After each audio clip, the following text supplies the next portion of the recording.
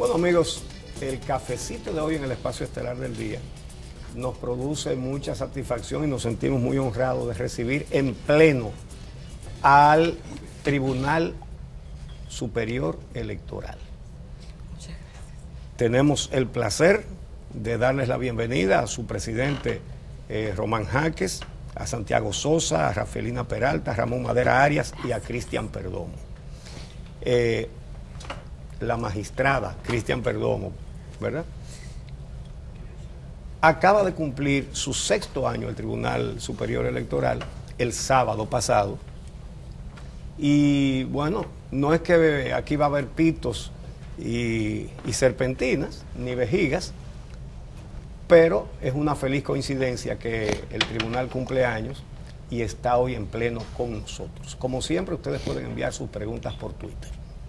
Buenos días, bienvenidos. Muy buenos días. Buenos días. Vamos a comenzar por el tema que es preocupación de toda la sociedad dominicana. Seguimos sin reglas. La ley de partidos, 18 años engavetada. El poder político no quiere reglas. ¿Qué reto plantea esta situación? Que estamos casi perdiendo otra guagua para llegar a donde deberíamos llegar, a juicio de ustedes. Sí, muchas gracias. Precisamente el Pleno del Tribunal Superior Electoral, hace aproximadamente un mes, sostuvo una reunión con la Comisión Bicameral del Congreso Nacional a los fines de plantearle nuestras preocupaciones por la necesidad de la reforma electoral sistémica en la República Dominicana. Para nadie es un secreto que tenemos 15 años que como sociedad nos encontramos debatiendo empantanado el tema de la reforma. Y una de las propuestas que como Tribunal Superior Electoral le hemos hecho es la necesidad de dividir en salas las juntas electorales municipales. Si ustedes recuerdan, hace aproximadamente 15 años, la Junta Central Electoral estaba dividida en cámaras, una cámara contenciosa y una cámara administrativa.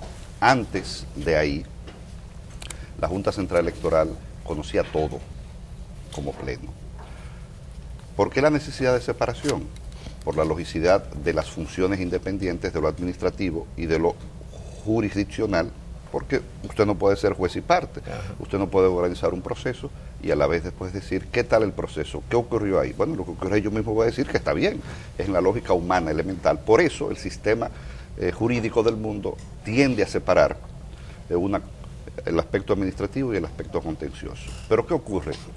La reforma constitucional de 2010, en esta necesidad de separación, saca la Cámara Contenciosa de la Junta Central Electoral y crea lo que hoy es una alta corte, el Tribunal Superior Electoral, para conocer los aspectos de la justicia electoral, los aspectos contenciosos electorales, y dejar la administración, la gestión institucional administrativa del proceso de las elecciones a la Junta Central Electoral. Pero ¿qué ocurre? Que la misma Constitución de la República dice que al margen de la Junta Central Electoral y del Tribunal Superior Electoral, tenemos las juntas municipales electorales, que son las que precisamente organizan las elecciones en cada municipio, son las que viven el día a día administrativo de las elecciones. Sin embargo, ellas mismas son las que conocen lo contencioso, o sea, lo jurisdiccional. Entonces tenemos ciudadanos, normalmente en principio 3 por cada municipio, salvo el Distrito Nacional, que son 5 con 2 suplentes. Ellos mismos son los que organizan las elecciones con dependencia de la Junta y ellos mismos son los que juzgan el proceso con dependencia del tribunal. Entonces nosotros entendemos que en la logicidad sistémica y en la intención del constituyente y del legislador está clara la necesidad de separar estas juntas electorales en una sala administrativa que organiza las elecciones donde existan ciudadanos que no necesariamente sean abogados y una sala contenciosa que nosotros proponemos que sea unipersonal, un juez con 2 suplentes, para que esté trabajando en los trámites de actas de rectificaciones, que es una competencia del tribunal, y en los trámites ordinarios durante los años no electorales, para que en el año electoral, en este caso en el 2020, ese tribunal que es unipersonal, se convierte en colegiado, dándole la condición de titulares a los dos suplentes. Pues la responsabilidad de las elecciones, ustedes conocen la idiosincrasia de este país, es muy tensa. Y una pregunta, la forma de resolver eso, a juicio de ustedes, ¿sería representación del Tribunal Superior Electoral en los municipios? En cada municipio. Incluso el reglamento actual nuestro plantea la propuesta de que exista un facilitador en cada junta municipal. Pero un facilitador es un técnico, un jurista, que haría tramitaciones para el caso de las rectificaciones. Nosotros proponemos en cada junta electoral municipal darle la condición de sala con un juez unipersonal, o sea, una sala unipersonal en los años no electorales y colegiada en el año electoral. Esto facilitaría no solamente la celeridad y la funcionabilidad, sino también el acceso a la justicia. Si usted recuerda anteriormente, en el caso de las actas de rectificaciones, estaban en las provincias, era el tribunal de primera instancia en cada provincia. En nuestra propuesta ni siquiera son, todavía el acceso es mejor, porque sería vía el municipio. Entonces, eso es una de nuestras preocupaciones y propuestas. ¿Y eso quedaría dentro el régimen electoral? La ley, sí, debe estar en la ley, no de partidos políticos, sino régimen electoral. Entonces, hay una observación importante. En nuestra condición de juez suplente del Tribunal Superior Electoral en las elecciones de 2016, conocimos más de 70 casos de apelaciones, donde el 80, el 90% eran improcedentes las apelaciones, se revocaban precisamente la decisión porque eran cartas, porque esos miembros de las juntas municipales, gente muy seria, don Uchis, gente muy seria, Amelia, gente con mucha vocación de servicio, pero no son juristas, no tienen el conocimiento jurídico, judicial, electoral que se requiere. La justicia electoral es una rama especializada, muy profunda. Para usted poder estar sentado aquí, se presume que usted debe saber, y es el caso de este equipo, derecho civil, derecho procesal civil, derecho penal, derecho procesal penal, derecho constitucional, derecho administrativo, prácticamente todas las áreas del derecho. Y a todo esto, el propio derecho electoral, que de por sí tiene todas las especializaciones y tecnificaciones con comparaciones de estudios del mundo. Pero estas salas que usted propone, digamos que sería una primera etapa y que una decisión tomada ahí podría ser apelada entonces ante el Pleno del Tribunal Superior Electoral, es decir, sería una primera fase. Como tribunal de primer grado para lo contencioso administrativo. Qué interesante sería, por ejemplo, que para las elecciones de 2020, que se celebrarán las municipales en febrero, solamente en febrero, y posteriormente tendremos las elecciones congresuales y municipales. Entonces, ustedes se imaginan que eso, si esto queda como está, que los jueces, que los miembros de las juntas electorales en febrero, primero estén conociendo todo el proceso administrativo, terminaron las elecciones municipales. Esas elecciones municipales traen consigo todo lo que trae. Posibles impugnaciones, revisión de votos, votos observados. Ellos mismos van a estar organizando las elecciones de mayo. Ellos mismos tienen que juramentar a los regidores, a los alcaldes. Si separamos funciones, usted organiza, terminó la organización, pues olvídese de todo lo que ocurra, que va a haber un juez que lo va a conocer y abóquese a organizar las elecciones de mayo. Eso descentraliza, eso hace más funcional el proceso. No, y ahí también en la parte operativa, yo que fui presidente de la Junta del Distrito, óigame, cuando empezaron a llegar las impugnaciones y al mismo tiempo nosotros teníamos que conocer las impugnaciones, pero seguir con la parte administrativa normal de todo lo que tiene que ver, y sobre todo en las elecciones pasadas que se dio en el distrito, algo que no ocurre siempre, pero que realmente ocurrió, que fue que hubo que revisar, hacer una revisión de unas 600, casi 700 boletas, colegios electorales, que hubo que hacerlo de nuevo.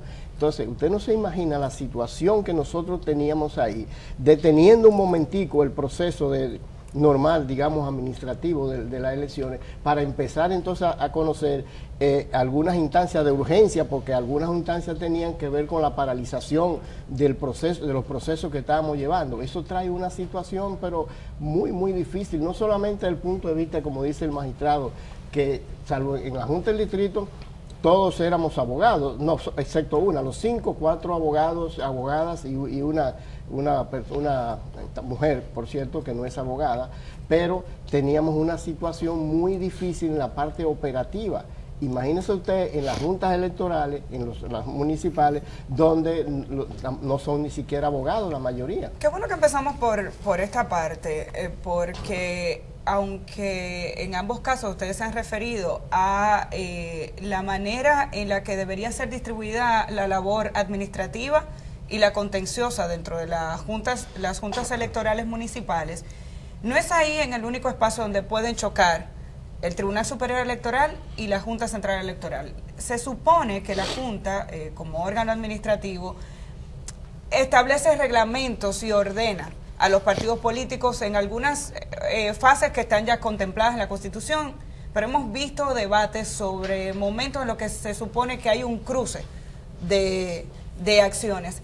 ¿Hasta dónde llegan las funciones de la Junta Central Electoral como órgano regulador de los partidos y dónde entra en la fase del Tribunal Superior Electoral? No sé si Rafaelina, el presidente. Magistrada, ¿cómo no? No. Claro. Yo quisiera, a pesar de lo avanzado ya de la entrevista, agradecerles la invitación. Todos nosotros nos sentimos más que honrados con la invitación, tratándose de un programa de tanto prestigio como este. Gracias. Dicho esto, un poco quizás la pregunta de Amelia conecta con el tema con que empezamos, la necesidad de que el país cuente con una ley de partidos y de régimen electoral. Todos sabemos que la reforma medular a nuestra Constitución de la República hace reserva de una serie de leyes para ponernos a tono con ese Estado constitucional y democrático de derecho que estamos convocados a construir. Y hablar de la necesidad de la ley de partidos, como bien señalaba más temprano Uchi, quizás ya hemos perdido hasta el ánimo de hablar sobre esa necesidad, porque es un tema que venimos debatiendo desde hace más de 15 años.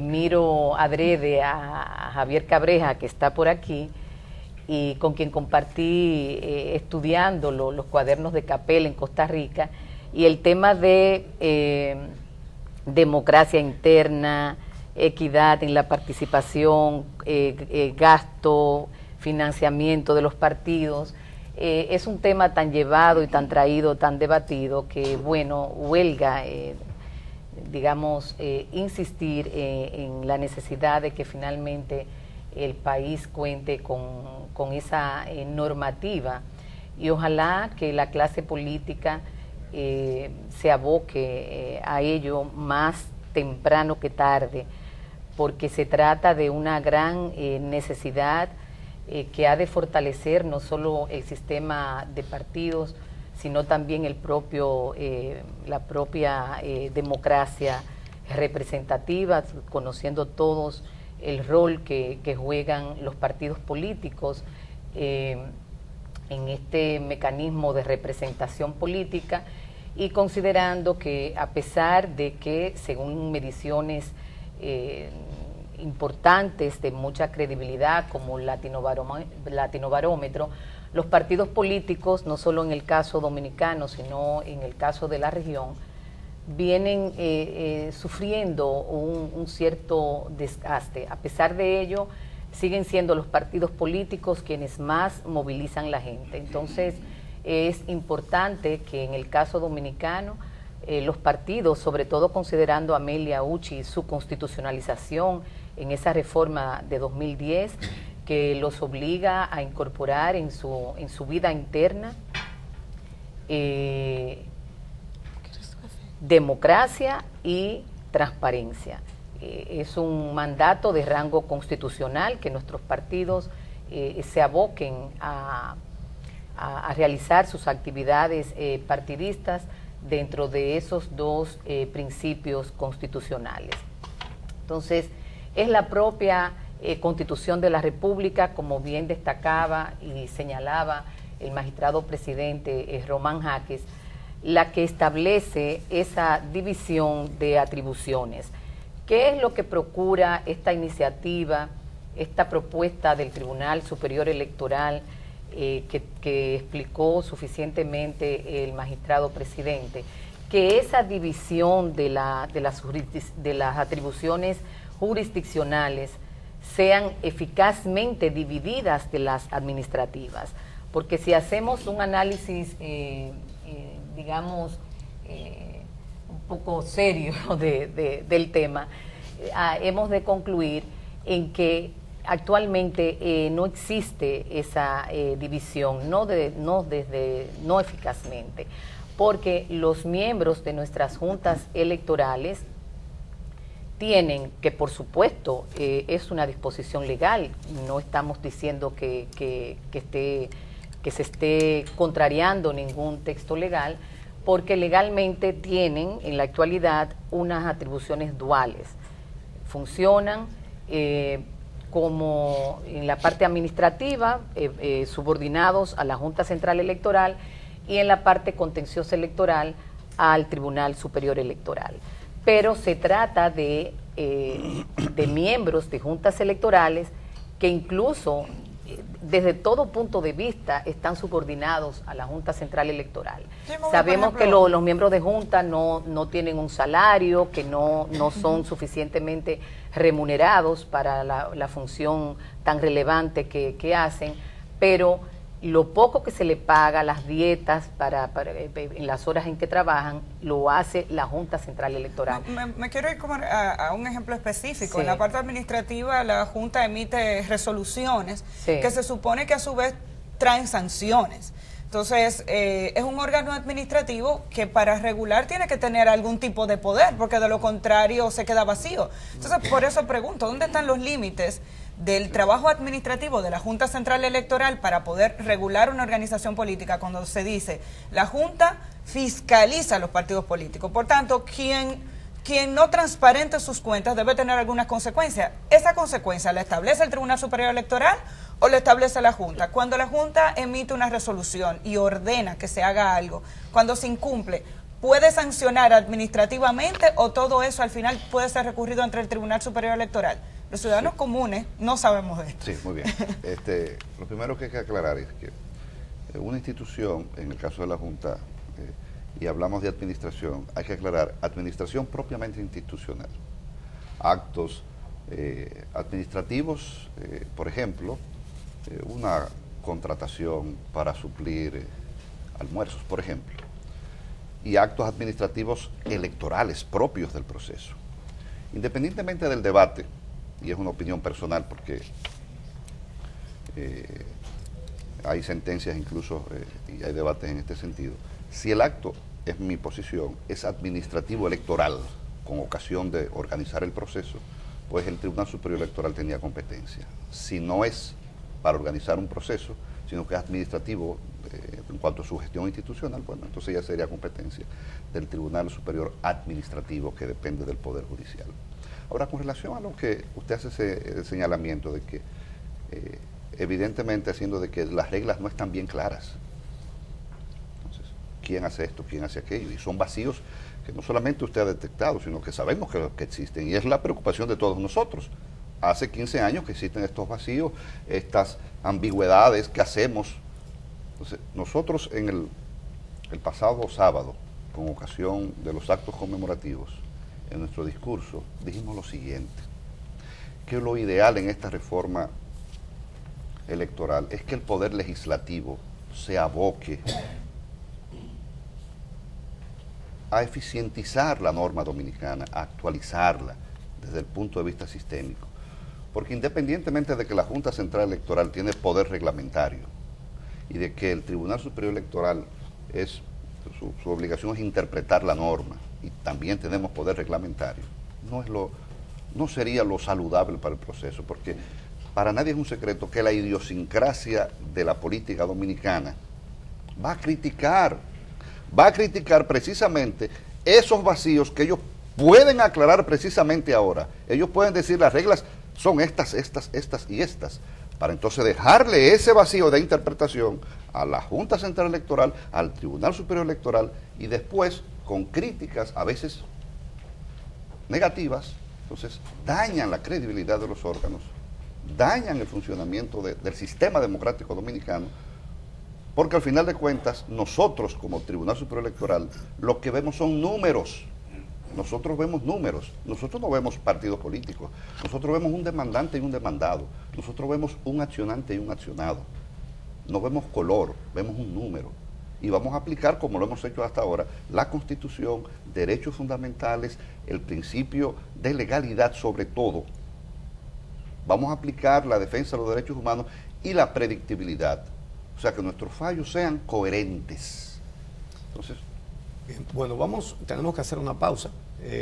Vamos a conversar aquí hasta las 8, así que tiempo hay para tratar los temas fundamentales. Cuando regresemos, vamos a ver si redondeamos el tema de la equidad, las reglas, la ley de partidos, el régimen electoral. ¿Qué tan necesario es eso o a qué nos enfrentamos sin eso? Cuando regresemos conversaremos entonces con la magistrada Cristian Perdomo y con el magistrado Ramón Madera. No se vayan, regresamos en un momentito.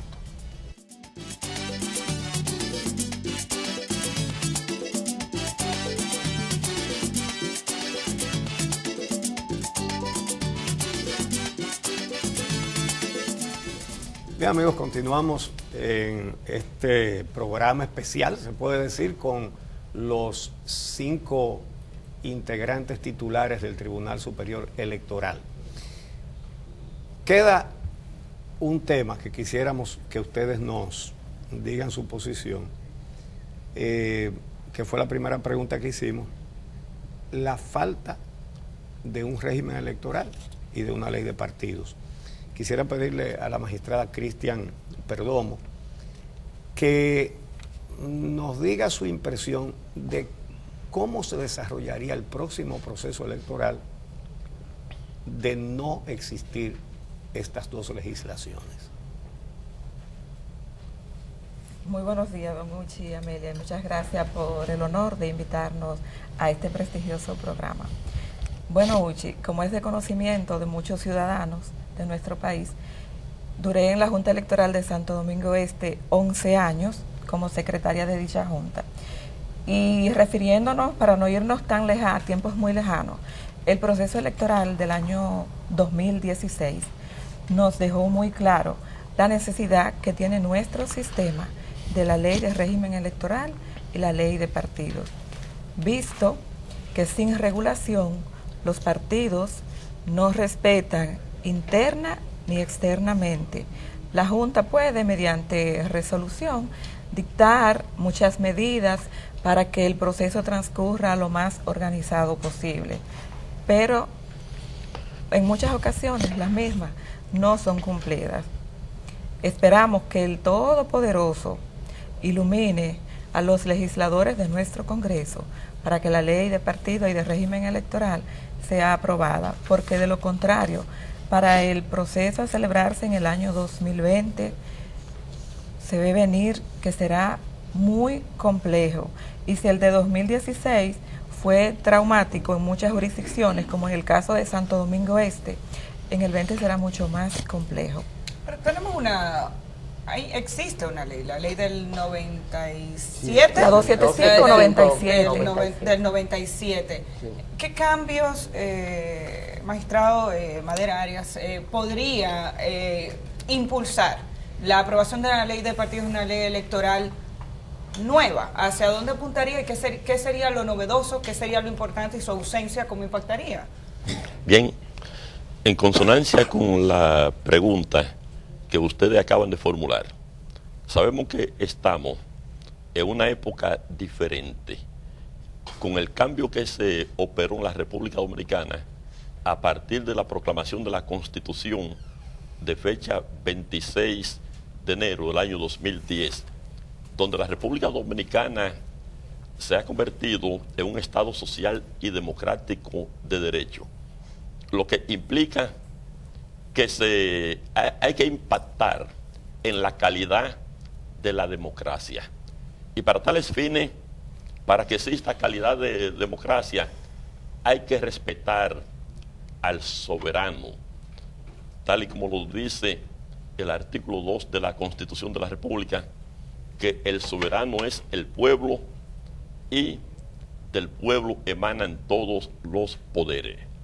Ahora bien, si no se operan cambios significativos en la ley de partidos políticos y en el sistema electoral, la República Dominicana puede convertirse en un caos y podría traer funestas consecuencias. Se hace imperativo modernizar la democracia dominicana, porque la República Dominicana pertenece al ordenamiento internacional, está integrada, lo que quiere decir que ¿qué hace falta? Indiscutiblemente está el aspecto del financiamiento a los partidos políticos. Eso debe ser regulado, pero de una manera muy minuciosa, porque es un aspecto muy dañino, no solo por el sentido de la equidad que establece la Constitución de la República, sino por la integridad electoral en la República Dominicana.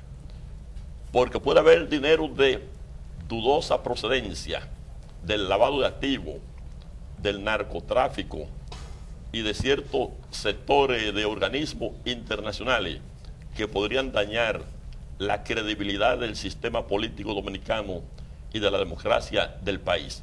Lo que significa que la calidad de los representantes de la República Dominicana no estaría garantizada, porque en el sistema actual, si no se dispone de sumas significativas de dinero, sin saber de dónde proviene, con esta política clientelista que existe en la República Dominicana, para elegir a un regidor tienen que salir a buscar dinero, no importa de dónde sea.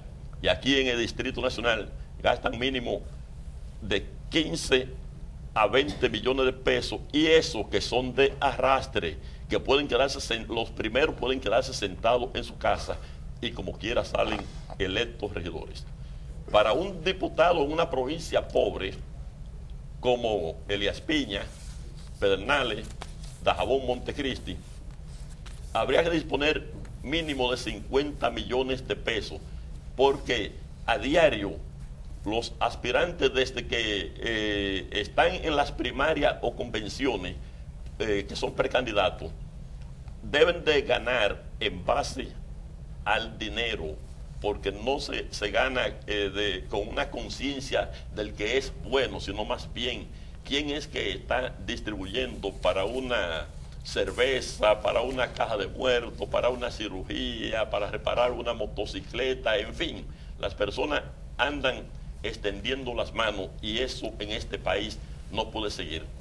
Lo que implica que eso puede dar lugar a que personas de nivel intelectual, candidatos con moral intachable, con mucha preparación, que puedan tener calidad para ser legisladores o representantes del pueblo, no tengan acceso. Siempre pongo ejemplo que personas como Euclides Gutiérrez Félix, un hombre con muchas condiciones, que no podría ir a las bases a buscar votos. Como Vidó Medina, un hombre muy serio y preparado, no podría ir a la base a competir. Hugo Tolentino Díaz, no conseguiría un voto en el pueblo. Ahora, personas de calidad, como he dicho, tendrían cerrado el paso. Pero personas cuestionadas como ligado al narcotráfico, muchos riferos en el Congreso, así como también vemos que hay regidores que han caído presos últimamente ligados al narcotráfico, otro quizá con la perversión de menores de edad, induciéndola al sexo comprado o a la prostitución. En fin, tenemos personas hasta ligadas al sector de la prostitución en el Congreso Nacional, y eso en este país no lo soporta ni lo aguanta la calidad de la democracia. Tiene que haber más equidad, tiene que haber elecciones siempre más limpias, que el que tenga vocación de servicio, que tenga condiciones, que tenga moral, que tenga calidad, que sea que pueda ofertar una propuesta al pueblo para que el pueblo pueda escoger siempre a sus mejores representantes. En este sentido, quisiera directamente al presidente del tribunal preguntarle su opinión sobre lo siguiente.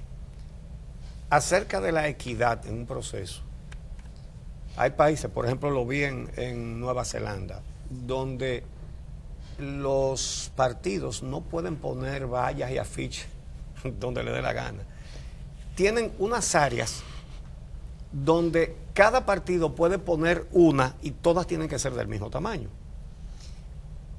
Cualquier partido postula como candidato a la presidencia a San Pedro y la gente dice, él es bueno, pero ese candidato como que no tiene nada porque no ve una valla tamaño colosal cada 300 metros. Entonces aquí es tal y como dice el magistrado, es con dinero. A eso hemos llegado. ¿Cuál sería un régimen electoral para ustedes funcional, aplicable y correcto? Muy bien. Nosotros, y retomamos las palabras del pasado sábado, destacábamos 7 valores democráticos, aplicables no solamente a la sociedad dominicana, sino al sistema electoral que está integrado fundamentalmente por los partidos políticos, el pueblo dominicano, la Junta Central Electoral y el Tribunal Superior Electoral. El primero de ellos hablaba de la igualdad, la libertad, la responsabilidad, la tolerancia, el consenso, la participación. ¿Qué ocurre? Si los partidos políticos y ese régimen pendiente de aprobación no toman en cuenta estos valores en todo, sobre todo en los medios de comunicación, cómo hacemos la campaña. Usted va, por ejemplo, a México, para que tenga una referencia, y la UNAM presenta al órgano electoral un informe semanal de cómo ha habido participación de publicidad de los distintos partidos. Presenta ese informe. Y si ha habido un desnivel de que uno tiene más cantidad de promoción en el otro, incluso hasta en los comentarios que se hacen en determinados espacios, entonces manda a regular y ordena una equidad, que es lo que usted se refería. Siempre va a ser difícil, siempre va a ser difícil. Por eso decíamos que es el momento de poner esas garras, y el magistrado Madera hacía referencia a un sinnúmero de delitos electorales. Aquí, el día de las elecciones, previo a las elecciones, está prohibido hacer campaña en los colegios electorales, y eso pasa sin pena ni gloria. Los delegados se ponen una identificación que es una valla. Baberos le llaman. Nosotros hemos tenido la experiencia de, por ejemplo, ir a Ecuador, Nicaragua, Chile, recientemente. Y las elecciones pasan como una fiesta, pero nadie está identificado. Es difícil incluso saber cuál es el delegado. ¿Cuál es el delegado de X partido? Yo, Hay que preguntarle. Porque el día de las elecciones, cuando menos promoción debe haber, menos propaganda debe haber, es que más hay. Por ejemplo, la famosa compra del voto. Hay que ponerle garras a eso. Hay un sinnúmero, reiteramos, de vacíos y es elemental y constitucional, porque nosotros tenemos la facultad de conocer como Tribunal Superior Electoral todos los delitos electorales. Que eso se sancione, ese tipo de... Sí, pero hay que sancionarla, o sea, okay. Vamos a buscar, vamos a tipificarlo, porque ahí que viene, que yo dije, ahí es que viene el problema, Okay. Que eso le gusta mucho la expresión al magistrado Sosa, el principio de legalidad, no hay delito sin una ley previa. Sí. No sé si me doy a entender, entonces llega al tribunal, ¿y qué hacemos si no hay delito? Si eso no está tipificado. Entonces viene uno, toma una decisión en un sentido contrario a lo que se estima, pero regulen ahora. Ahora, no hay regulaciones específicas, pero se puede aplicar criterios generales. Claro. Porque claro. Hay enunciados. Sí. Que las elecciones tienen que ser equitativas. Los principios, esos principios. ¿Verdad? Sí, pero entonces, en ese vacío y en ese margen que usted está en una interpretación, el que sale con un fallo negativo va a criticar. Bueno, sí. Los fallos siempre se van a criticar. Sí, se van a criticar. Lo que pero si las reglas están claras, usted va a decir, pero es que está claro, dice X e hicieron Y. Ya. Sí. Pero si las reglas no están claras y está en una interpretación XY, el tribunal interpretó X, pero pudo haber interpretado Y, pero si está clara y es Y, es Y. El magistrado no sé si lo voy a entender. No, que para terminar la puntualización del actual régimen electoral de partidos políticos, existen tantos problemas que hay que resolver que indiscutiblemente no podríamos decir que vivimos en una democracia pura si no se aprueba con carácter de urgencia. Por ejemplo, la participación de las mujeres.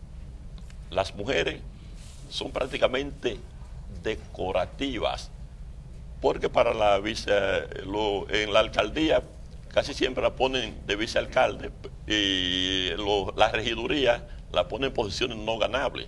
Y cuando están compitiendo para puestos legislativos, no tienen quizá la misma posibilidad de ganar que tienen los hombres por el mismo sistema político de clientelismo y lanzarse tanto a las calles. Y cuando ganan las renuncian, como pasó en Santiago. Indiscutiblemente. Y la juventud. Hay que buscar un mecanismo de que la juventud, tiene un elevado porcentaje de participación, hay que integrarla y darle facilidad de que sangre nueva pueda llegar a los poderes públicos. También hay que regular la participación de los sectores vulnerables, los discapacitados y alguna persona que la Constitución le garantiza sus derechos. Nada de eso es posible con el actual sistema. Por lo tanto, es una necesidad urgente un régimen electoral claro y un sistema de partido político también que sea consensuado en consonancia con los parámetros internacionales de calidad, las mejores experiencias de otros países democráticos, para que, en fin, la democracia siga fortaleciéndose, para que no se destruya la credibilidad en los partidos políticos y para que pueda haber una verdadera justicia a favor de las mujeres y a favor de los sectores minoritarios. En el discurso del pasado sábado, el juez presidente del Tribunal Superior Electoral manifestó preocupación con relación a la aplicación del voto preferencial para las elecciones del año 2020. No es la primera vez que oímos hablar de este tema. Estamos hablando de que, de acuerdo a lo establecido en la Constitución, se supone que aquí se tiene que aplicar el voto preferencial a nivel municipal y de los distritos municipales. ¿En qué consiste la preocupación? ¿Por qué genera tanta inquietud? No solamente al Tribunal Superior Electoral, también a la Junta. ¿Qué es lo que pasa? Sí, bueno, lo primero es que el mandato no es constitucional, sino es legal. Es una ley que ordena que para las elecciones de 2020 se aplique en el nivel municipal el voto preferencial. Aclaramos muy bien, no es una crítica, no estamos haciendo juicio de valor en cuanto al voto preferencial como método, como modelo que ha elegido la República Dominicana, es una reflexión sobre su aplicabilidad. Yo le decía que anteriormente que el Tribunal Superior Electoral conoció decenas de casos con ocasión de las elecciones de 2016. Por ejemplo, en materia contenciosa electoral, más de 500 casos de apelaciones. De esos, unos 250 aproximadamente fueron con ocasión del voto preferencial en el nivel de los diputados. Entonces, si hablamos de que esto se va a aplicar a los regidores, suplentes, etcétera, municipal, que suman más de 3.000 posiciones a nivel nacional, y decimos que son, comparándolo con la cantidad mínima de diputados que es, el Tribunal Superior Electoral, en una extrapolación, en una proyección, conocería más de 1.500 casos.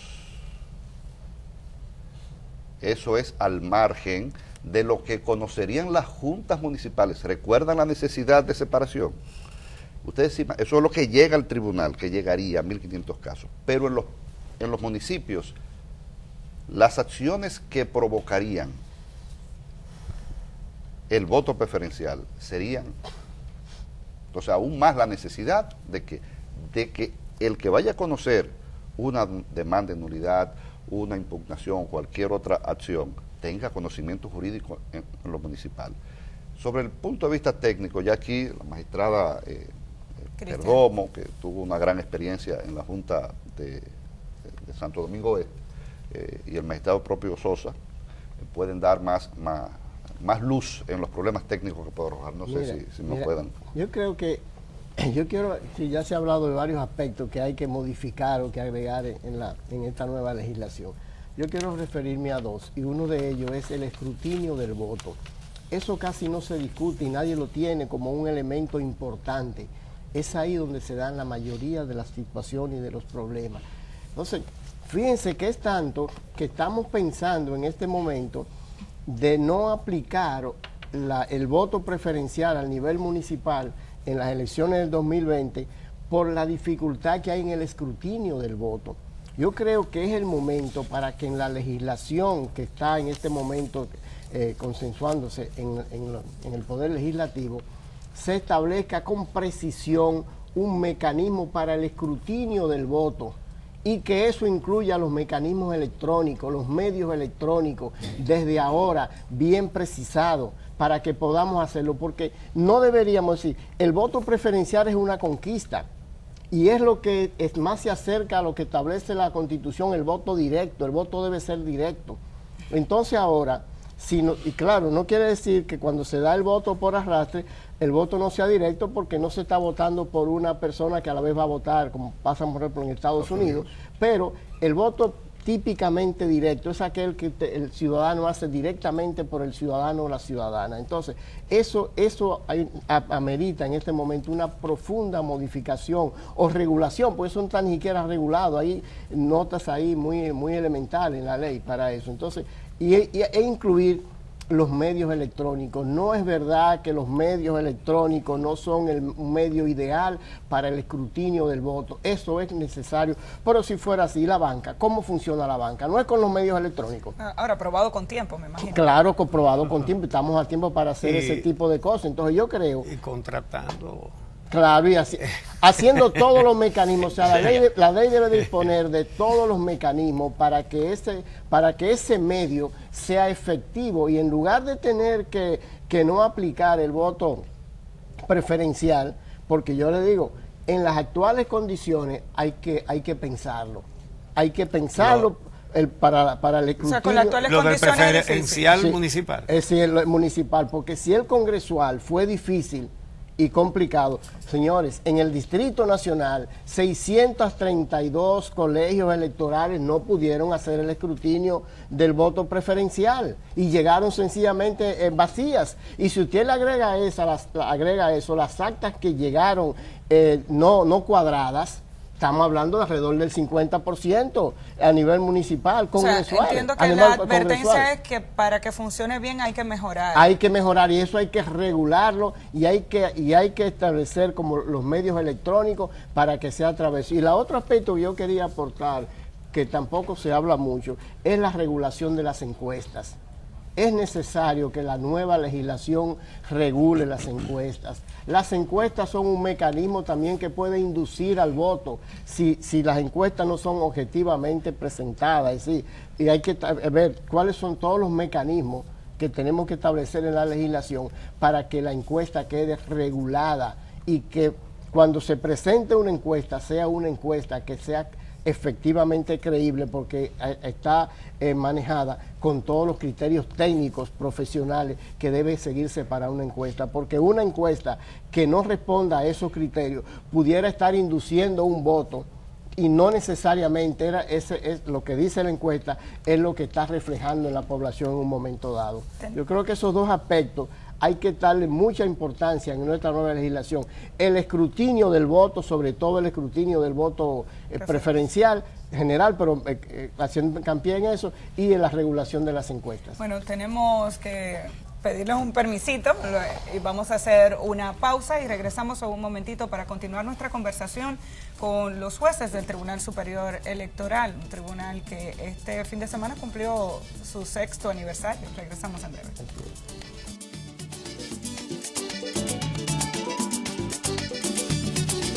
Continuamos nuestra conversación con los jueces del Tribunal Superior Electoral y hemos hablado de muchos aspectos relacionados sobre todo con la aprobación de la ley electoral y la ley de partidos. En algunas de las intervenciones se habló de los vacíos electorales, decisiones que pueden ser cuestionadas por esos vacíos. Y para nadie es un secreto en nuestro país que las altas cortes, después de su creación legal, fueron muy cuestionadas a la hora de seleccionar a sus miembros. ¿Qué diferencia este Tribunal Superior Electoral de los anteriores miembros? ¿Y qué piensan ustedes de esos cuestionamientos que ha hecho la sociedad dominicana a la formación y a la conformación de las altas cortes? Yo creo en el rediseño y siempre veo hacia el futuro. Y en ese contexto, inmediatamente este equipo tomamos juramento ante el Consejo Nacional de la Magistratura. Vimos debilidades inmediatas, precisamente que para nadie es un secreto el aspecto de la legitimidad, de la independencia y de la confianza. Con relación a la independencia, yo creo que un juez no es independiente porque lo diga la Constitución de la República. La Constitución de la República puede decirlo todas las veces que quiera. Y usted va a ser independiente por su carácter. Usted va a ser independiente por sus principios. O no lo será por su militancia. O, precisamente, si usted es militante, entonces no tiene principio, no debería estar aquí. Exacto. Tan sencillo como eso. Con relación a los dos aspectos restantes, que es confianza y legitimidad. La legitimidad nosotros no la podemos resolutar en una decisión. La legitimidad se construye y nosotros queremos ser legítimos en equipo y legítimos internamente para ser legítimos externamente. Entonces estamos construyendo, fortaleciendo esa legitimidad. Y la confianza, yo creo que la confianza tampoco se impone, la confianza se gana. Y ese voto de confianza que hemos pedido en el contexto de que las decisiones sean leídas, sean valoradas, nosotros pretendemos poco a poco ganárnosla. Y eso es parte de nuestros desafíos institucionales, pero más que desafíos institucionales, personales. Particularmente, yo no voy a hacer algo que riñe contra los principios morales, cívicos, éticos, democráticos. El compromiso es con la democracia. El compromiso es con la democracia. Bueno, precisamente ese tema de la independencia se ha cuestionado mucho, sobre todo por la posible participación de algunos de ustedes en organizaciones políticas. y decisiones anteriores del Tribunal Superior Electoral se cuestionaron precisamente porque había una clara membresía de algunos de esos jueces en algunas organizaciones y los fallos fueron cuestionados. Sí. ¿Qué garantías tiene la población dominicana de que esa participación, bueno, en el caso suyo se le ligó al mismo Partido de la Liberación Dominicana y así ocurrió con varios miembros y con los suplentes, donde hay todavía una mayor definición de quién pertenece a una organización política y quién no? Eso fue de lo que se cuestionó a la hora de seleccionar a los jueces. ¿Cómo la sociedad dominicana puede decir que tiene garantizado la participación independiente de los miembros del tribunal sabiendo lo anterior? Fíjese bien, el pasado sábado, en los actos conmemorativos, fue la primera vez que el Tribunal Superior Electoral realiza una audiencia solemne de esta magnitud. Y voy a comenzar un orden, sino por un asunto de preeminencia. Tuvimos la presencia en todos los actos de dos expresidentes de la República, Leonel Fernández e Hipólito Mejía, estuvieron con nosotros. Estuvieron los ex candidatos presidenciales Abinader, Minú Tavares Mirabal, Guillermo Moreno, Elías Huesín Chávez, estuvo Max Puig, Pelegrín Castillo, Soraya Aquino, representantes de otros partidos políticos. Ahí están todos. Ahí estaban todos. En una, y eso así yo lo interpreto, en un voto de confianza, si se quiere, a este equipo. Yo nunca he estado en ningún partido político. Nunca. Yo he estado vinculado a la academia y cuando salga de aquí volveré a mi Universidad Católica Santo Domingo porque pedí licencia como director, pero sigo siendo decano, para retomar las aulas. Y sé que es transversal a mi derecha y a mi izquierda. Reiteramos, como lo dijimos en las primeras semanas, ese voto de confianza, no solamente al pueblo dominicano, sino a la clase política que evidentemente, con su asistencia a este acto, de todos sin excepción, incluso hubo ministros, el presidente de la República se excusó formalmente y designó al José Ramón Peralta. José Ramón Peralta estuvo con nosotros, se excusó también la vicepresidenta de la República, estuvo el ministro Andrés Navarro, o sea, fue un apoyo total del sistema electoral, Junta Central Electoral, Suprema Corte de Justicia, jueces de altas cortes, la sociedad civil, empresarios, y nosotros le garantizamos que no vamos a defraudar la democracia. Quizás agregar, con el perdón, Uchi. Sí. Es un tema siempre difícil, porque es un asunto de confianza, sí, claro. y eso que el reitero no se impone.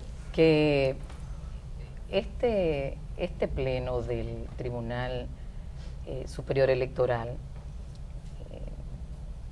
dirigido dignamente por el magistrado Román Jaques, no tiene otro compromiso que no sea el fortalecimiento institucional del Tribunal Superior Electoral, sobre todo considerando que se trata de un órgano de creación más o menos reciente, apenas 6 años, que si bien tiene atribuciones de rango constitucional y una ley orgánica, la 2911, ya hemos venido en el curso de esta entrevista haciendo disquisiciones conceptuales sobre la necesidad de que el sistema, tanto de partidos como el electoral, el régimen electoral, cuenten con normativa más clara.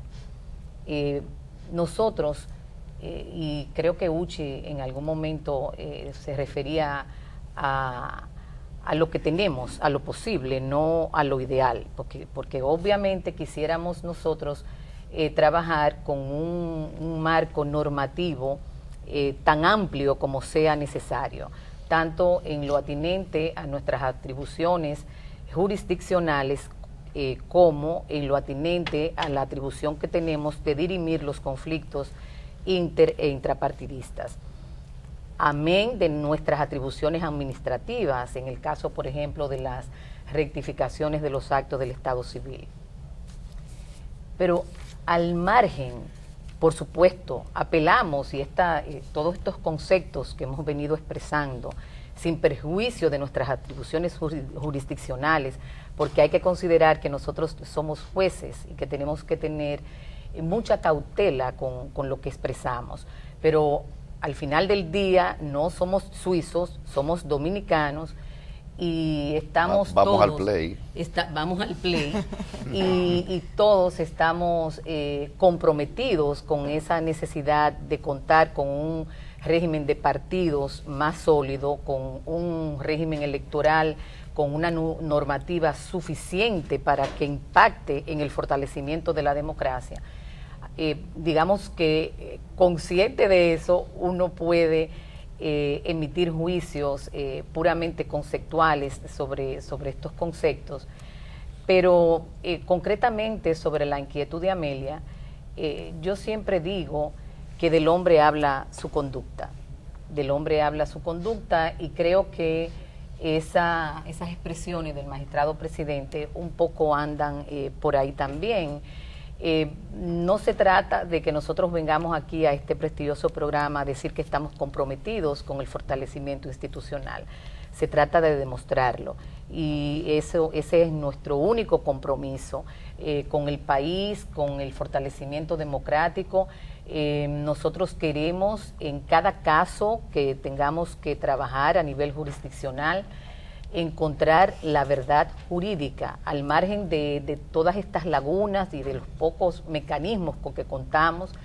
Igualmente queremos al momento de dirimir conflictos de los partidos políticos a hacerlo con estricto apego a nuestras normas constitucionales, legales, a lo establecido por los estatutos partidistas, que de alguna manera, Uchi, también son leyes de los partidos. Recordemos que los partidos políticos tienen una naturaleza muy especial, un poco vinculada a esa libertad de asociación tan peleada, tan anhelada, y hay, digamos, una línea muy, muy sutil entre esa necesidad que tienen los partidos políticos de, por supuesto, actuar sobre la base de una reglamentación, de una regulación, pero sin menoscabo de esas libertades. Entonces, nosotros, para concretar, ese es nuestro compromiso, el fortalecimiento institucional del Tribunal Superior Electoral. Justo sobre ese último aspecto que usted acaba de señalar, sobre ese tema es mi próxima pregunta. Los partidos políticos se supone que son la vía de la democracia, el vehículo de la democracia. Sin embargo, lo que tenemos en nuestro país es absoluta ausencia de democracia interna, absoluta. Cúpulas que se eternizan y los jóvenes que ingresan a un partido, su única expectativa es que el partido gane para que le den una botella o alguna cosa. Pero no va, por más trabajo político serio que haga, no va a tener un puesto dirigencial, ni una candidatura, ni nada, si no hay dinero de por medio. Esa es la realidad. Las atribuciones del Tribunal Superior Electoral respecto a la democracia interna en los partidos, ¿cuál es la disposición de ustedes? Sí, bueno, magistrado, sí. No, bueno, ya lo estamos haciendo, o sea, nosotros estamos trabajando en el respeto al debido proceso que hay en el funcionamiento de los partidos, es decir, en todas las actividades que tienen, respetando naturalmente el derecho de autogobernarse que tienen los partidos, pero también que haya un respeto al debido proceso. Nosotros incluso ya se ha reintegrado, ¿verdad?, algún tipo de posición o de militancia interna. Nosotros no hemos cuestionado, no hemos llegado a discutir si hay o no hay una razón, porque nosotros no podemos intervenir si hay o no hay una razón para despedir o sacar a una persona del partido, pero sí si se ha llevado el debido proceso para eso, si hay eso es lo que tiene que ver con las sanciones disciplinarias y ese tipo de cosas. Es decir, nosotros, las sanciones disciplinarias son exclusivas de los partidos dentro de esa autogobernabilidad que deben tener los partidos. Ahora, nosotros estamos vigilando que haya un debido proceso en cada uno de esas, repitiendo la palabra, en cada uno de los procesos que se estén dando, que nosotros podamos, que sean respetados adecuadamente, de manera que ahí nosotros, y ya no son un asunto teórico, ya nosotros tenemos 2 o 3 sentencias que han ido en ese sentido. Aquí, como lo sabemos todos los dominicanos, se cambia la Constitución en 5 minutos para saciar las apetencias de cualquier presidente candidato. Con mucho más facilidad se cambian los estatutos de los partidos. Hemos visto cómo hay una tendencia a cambiar los estatutos para darle poderes al presidente del partido. La vieja ley de hierro de la oligarquía partidista de Michel es una vieja discusión. Entonces, ¿tiene competencia y está trabajando el Tribunal Superior Electoral en esa materia? Claro que sí. Claro que sí. Nosotros tenemos el control difuso. El control difuso es que podemos declarar para un caso particular la inconstitucionalidad incluso de una norma, de una ley. Pero ya esos son aspectos mucho más para disposiciones reglamentarias como son los estatutos de un partido político, que siempre deben estar apegados ¿a qué? A la Constitución. Nosotros lo que vamos a mirar es que se respete la Constitución, derechos fundamentales, ese debido proceso. ¿No sería eso una intromisión? No.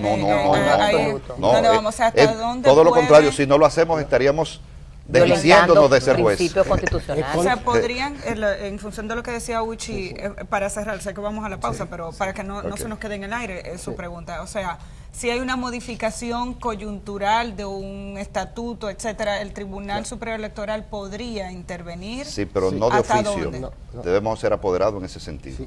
Y vigilar que alguien tiene que alegar un agravio, claro, ¿no? Sí, claro. También las expulsiones. Este no apoya para afuera. Debe ser apoderado. La persona debe tener derecho a defenderse, a que se le escuche, se le informe por qué se le pretende expulsar y que él pueda defenderse. Incluso sin abogado en materia de amparo. Bueno, vamos a hacer una pausa, la última pausa, y regresamos para continuar esta conversación con los 5 miembros titulares del Tribunal Superior Electoral. En un momentito volvemos.